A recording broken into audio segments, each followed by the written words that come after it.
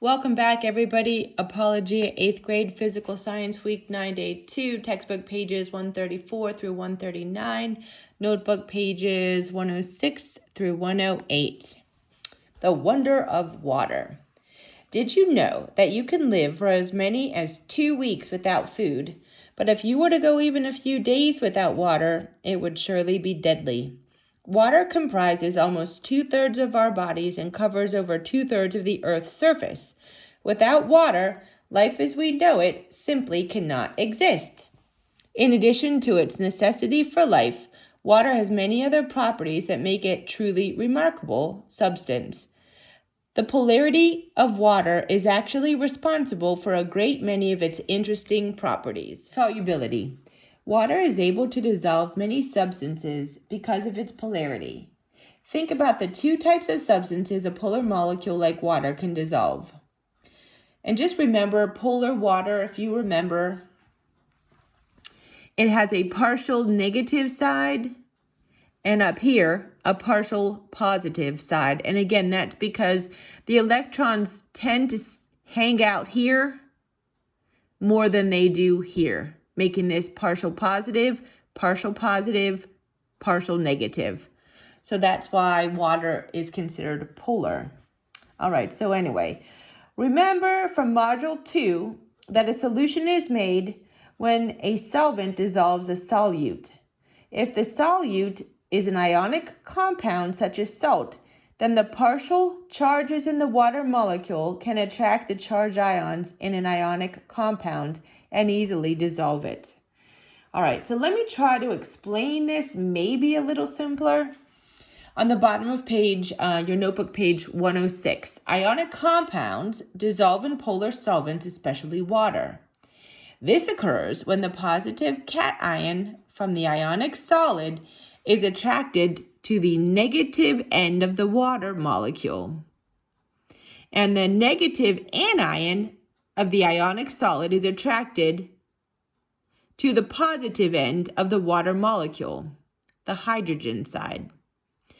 All right, so you can see in this picture exactly what we just talked about. So the sodium is positive. So we have a sodium cation right here.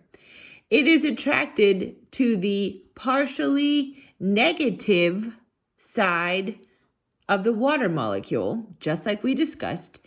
And we have a chloride or an anion, and that is attracted to the partially positive side of the water molecule.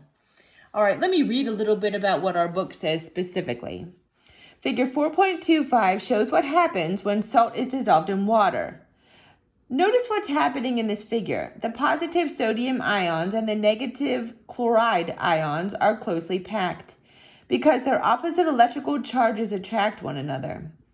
Water molecules, however, are attracted to the ions, so they move in close to the ions. The electrical charges in the water molecules attract the electrical charges of the ions, pulling the ions away from each other. Eventually, each ion in the solute molecule is pulled so far from the other ions that the substance is no longer visible in the solution. It is still there, but its ions are so far removed from each other that they exist on their own. Since the ions are too small to see, the substance seems to just disappear. All right. So notice how the water molecules are oriented in the figure. For the positively charged sodium ions, so we have our positively charged sodium ion, this orange right here. The water molecules orient themselves so that the small negative charge on the oxygen atom is close to the positive sodium ion. Again, the red oxygen has that partial negative charge, so it's closest to the sodium, to the positively charged sodium. Now, for the negatively charged chloride ion, however, the water molecules have flipped. If you recall here, for the positive sodium, we had the negatively charged side of the water molecule attracted to it. But now that we have a chloride ion, a negative chloride ion, The partially positive hydrogens are closest. Okay, let's see. As time goes on, more water molecules will come in and pull more ions away from each other, eventually dissolving the table salt completely. Although it's harder to picture, essentially the same thing happens when water dissolves any polar substance, like sugar. The electrical charge in the water molecules are attracted to the electrical charge in the polar solute molecules. The result is that the water molecules pull the solute molecules away from each other, dissolving the solute. So water tends to dissolve substances made up of either polar molecules or ions.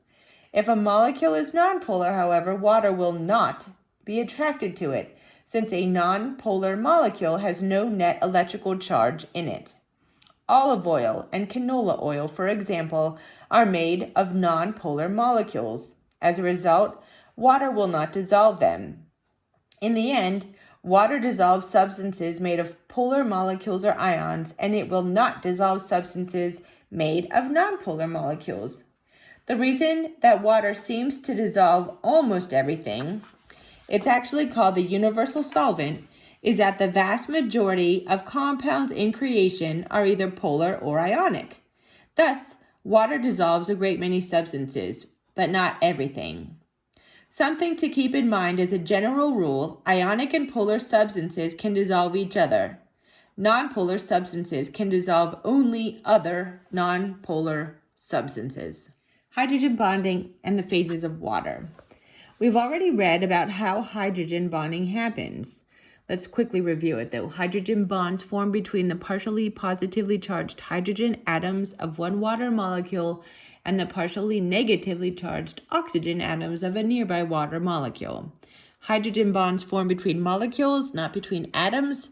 They are weaker bonds than covalent or ionic bonds, but strong enough to make molecules stick together. All right. Well, why is hydrogen bonding so special? There are a couple reasons. First, because water molecules are polar and hydrogen bond to each other, water molecules tend to stick much closer together than do other molecules. For example, consider the following molecules: H2S, H2SE, H2TE, and H2O. These chemical formulas look a lot like H2O, don't they? In fact, the only real difference is that the other molecules have a different atom in place of the oxygen atom. From a chemistry point of view, those three molecules are very similar to water. In fact, they are the chemicals most like water in all of creation. Guess what, though? All three of those molecules are gases at room temperature. So why is water a liquid at room temperature when other chemicals similar to water are gases? The answer is hydrogen bonding. All right. So why is water a liquid at room temperature? The answer is hydrogen bonding. Remember from Module 2 that the major difference between a liquid and a gas is how far apart the substance's molecules are and how quickly they move around.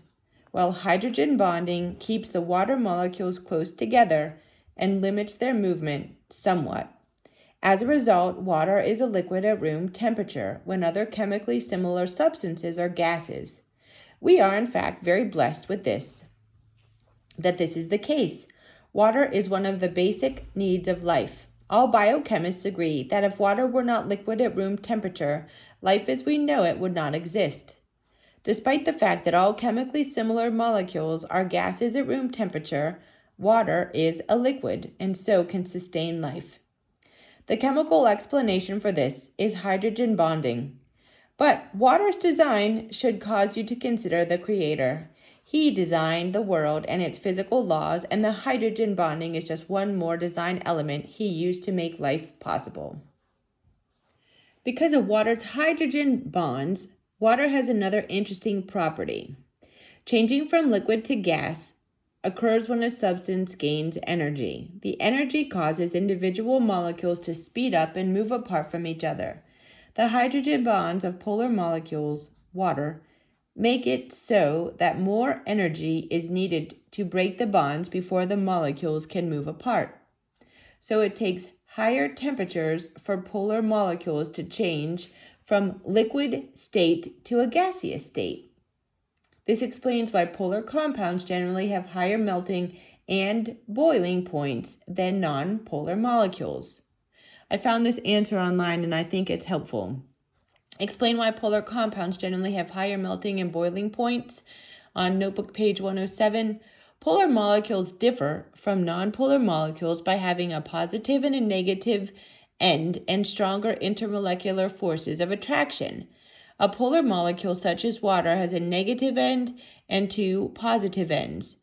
The charged end of one molecule is attracted to the oppositely charged end in a neighboring molecule. Polar molecules have strong intermolecular forces of attraction, and it takes more energy to separate the molecules from each other. So polar substances have a relatively high melting points and boiling points. So why is this important? Well, because of hydrogen bonds in polar water molecules, it takes a lot of heat to increase the temperature of water. This is because some of the heat must be used to break the hydrogen bonds between the water molecules. In other words, water has a high heat capacity, so water does not increase temperature easily.